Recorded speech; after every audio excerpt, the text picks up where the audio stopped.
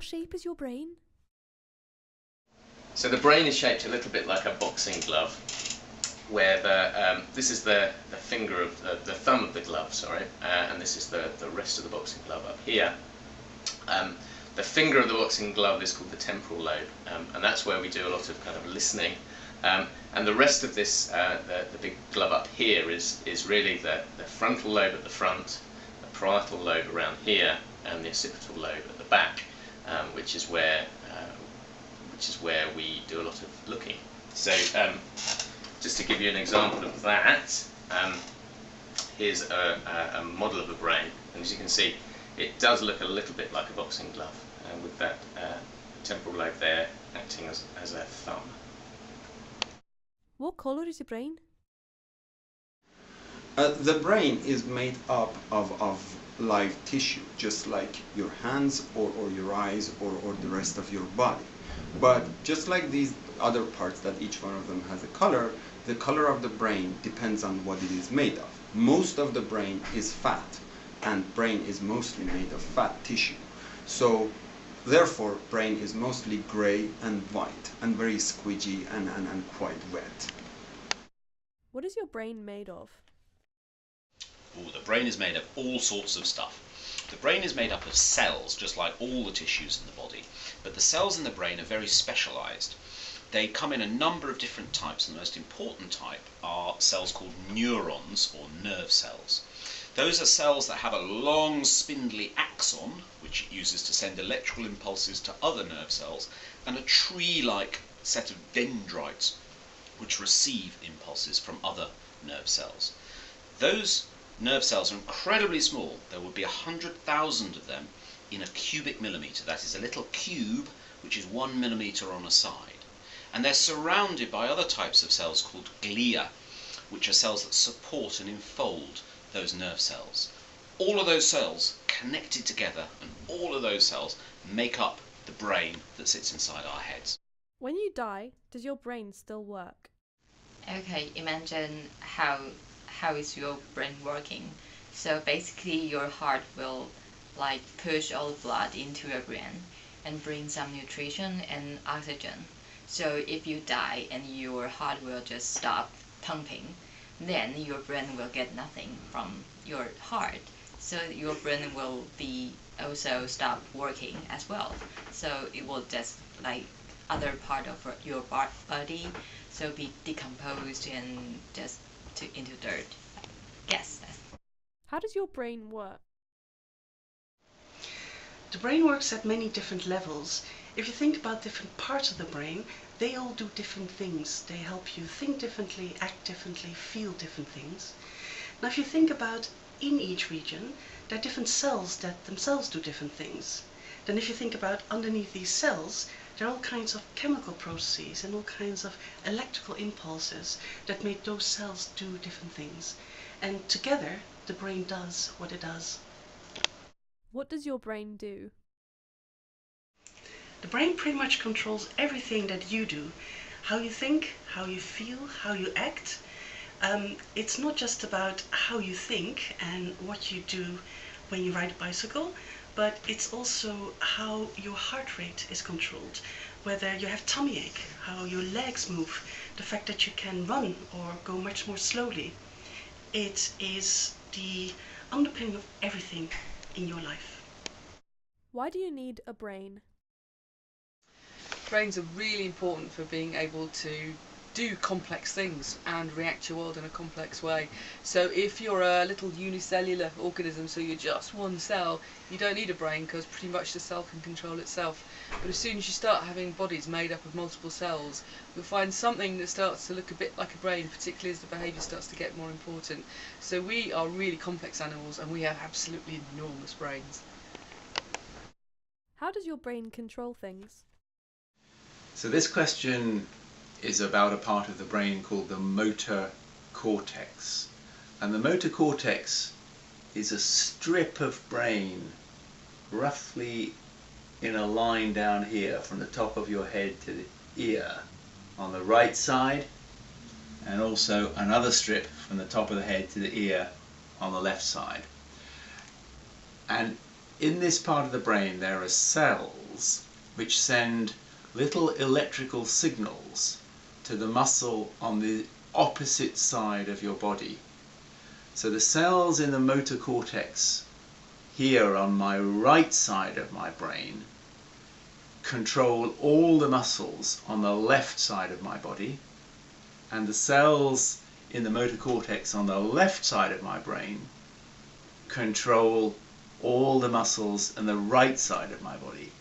So for example, I'm right-handed. When I write my name, I hold my pen in my right hand, and that means it's my left motor cortex which is actually telling all the muscles in my hand how to move my fingers and my wrist to make really nice, clean, tidy handwriting. Do your dreams ever come true? I'll take dreams to mean that you mean sleeping dreams, not your kind of lifelong ambitions. So let's think about what happens in dreams and in sleep. In some dreams, the dreams in which you fly around, you're probably in something called REM sleep, rapid eye movement sleep, and your body has, you've lost control of your body, you're in temporary paralysis during those dreams. So your brain isn't getting the feedback signals from your body, and that's why you feel as if you're doing weird things. You're never going to fly, that's never going to come true. So in some sense your dreams don't come true. But there are two other senses in which they do come true. One of them is interesting and one of them is not interesting. So the interesting one is if you are trying to learn something or you're trying to solve a problem, it is possible, because of the way that we learn, that the critical elements of learning are put together in sleep and sometimes in dream sleep. So you might actually dream the solution to a problem. So in that sense, yes, your dreams can be productive and they can come true. In the uninteresting sense, you can dream, or think you dream something that then happens the next day, and you will say, oh, I dreamt that. Now that's uninteresting for two reasons. One is, there are so many dreams and so many things that go on in the world that every now and then there will be a coincidence between the two. And that's what we remember, and we get very impressed by that one in 50 billion dreams that actually comes true in some way or other. Does your brain decide what you dream about? It's fair to say that we still don't know a lot about what happens when we're asleep, which is interesting because in fact we're asleep for about a third of our lives. So that's a lot of time to not know much about. But one of the things that seems to happen when we're dreaming and when you're having quite vivid dreams, an argument is that actually your brain is teaching your parts of your brain about the things that have happened to you that day and kind of filtering it and organising it. So sometimes things that you recognise and things that have happened to you turn up in your dreams, and the argument is that that's actually because of what the dream is reflecting, your brain sort of storing information about what's happened to you during the day. When you dream, why do you forget the dreams when you wake up? You don't always dream when you're asleep. When you're asleep, your brain goes through different cycles. It does different things in different parts of the sleep process. And only in some parts of those cycles you dream. And if you accidentally wake up during those dreaming cycles, you remember them. Otherwise you don't. How does your brain manage to do things without you looking at them, like tying your shoelaces? That's a great question, and it really makes us think about the sense of touch. So the whole of the body is covered in the skin, and the skin contains special cells called receptors, which send a small electrical signal to the brain every time that cell is squeezed because something touches your skin. So if you're trying to tie your shoelaces in the dark, what you're doing is you're moving your fingers across your shoes and you're waiting to feel the signals generated by the pressure on the skin as you touch the different parts of your shoes, and that tells you which finger is touching the shoelace and how hard, and all of that information gets sent up to the brain as a little electrical pulse. The brain decides what to do with it, and the brain can work out, oh, that finger needs to pull more and that finger's holding on too tight, which is why it's tied itself in knots. And the brain can send signals back down to the muscles in your hand, which allow you to move each of your fingers to try and make a good knot. How does your brain help you read? Well, your brain helps you do everything that you do. So it helps you do all kinds of things, and it definitely does help you read. And it helps you read because, well, in two ways. So if you think about looking at the squiggle on the page that's a K, then you need to use your brain, the back bit of the brain, to process that stuff visually coming in through the eyes. And then you need to recognise that shape and map it to something that you know about speech. So you know that you're going to map this shape onto the sound K. And that's what you do in all of those phonics lessons that you're doing. And your brain is helping you, is actually making those mappings between what's coming in through your eyes and what you know about speech sounds in your head. So that's one part of reading, phonics, this mapping what's there on the page to the sound of speech. And the other part is then once you've read K, A, T, then you need to put those together, cat, and then you need to map it and understand that those letters written down link to this furry thing that you see around the place. So your knowledge of the meaning of cat and that this is an animal that's furry and that you have at home.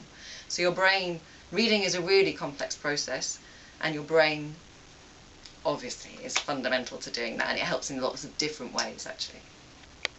If you take out your brain, would insects be attracted to it? I can categorically say probably insects would be attracted to it because it's a bit of tissue like the rest of your body, and insects might be interested in it because, like any other piece of meat, it would be something that would attract insects. If you get an electric shock, what happens to your brain? Suppose you get an electric shock to your finger. This electric shock is transmitted through your sensory system to the brain, and then the brain's most important thing to do is to understand and figure out what to do in response to this. So your brain figures out which action is the most good, is the best action to do. For example, to pull away your hand, or to do something else to stop that electric shock. When you eat too much sugar and get a sugar rush, what happens to your brain? When you eat too much sugar, the sugar goes into your bloodstream, and of course it circulates to all parts of your body, including the brain. The brain uses, like all the other tissues in the body, it uses glucose as one of its fuels. So one of the things it can make you feel is just a little bit excited and a little bit hyper. I'm sure many of us have felt that, or can see it in your brothers and sisters when they have a sugar rush. But it doesn't do any harmful effects, and it's really just one of those things that through the day our level of arousal, our level of how excited we are, waxes and wanes with all sorts of things.